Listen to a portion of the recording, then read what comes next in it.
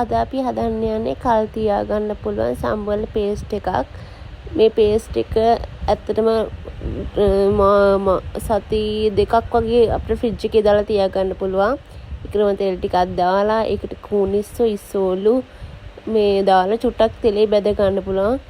එතකොට තව මේකට තව දාන සුදු ලුණු, කරපිංචා, රතු ලුණු,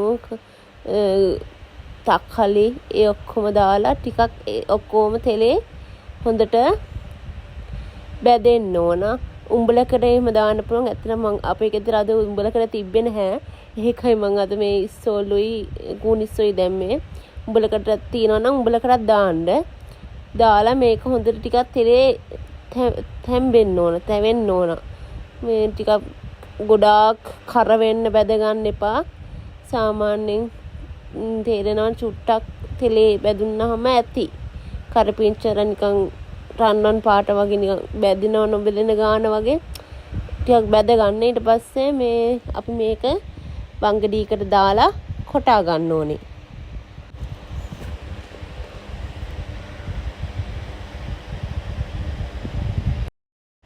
මේක ටිකක් බැදුනට පස්සේ අපි මේකට දානවා කෑලි මිරිස්.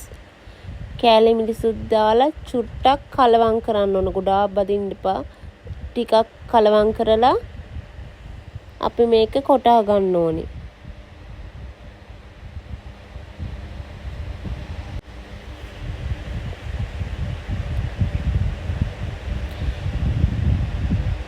ඊට පස්සේ අපි මේකට ගම්බිරිස් කුඩු ටිකක් ලුණු දාලා දෙහි දාන්න එපා. ළමයි මේ පේස්ට් එකට දෙහි දාලා තියාගන්න බෑ ගොඩක් කල්.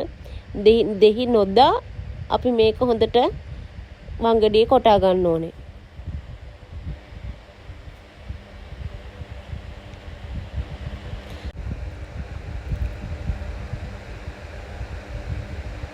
ඊට පස්සේ අපි මේක හොඳ පිටිසුදු බෝතලයකට දාලා හොඳට සීල් වෙන්න වහ ගන්න ඕනේ. මේක හොඳට බෝතලයකට දානවා අපි.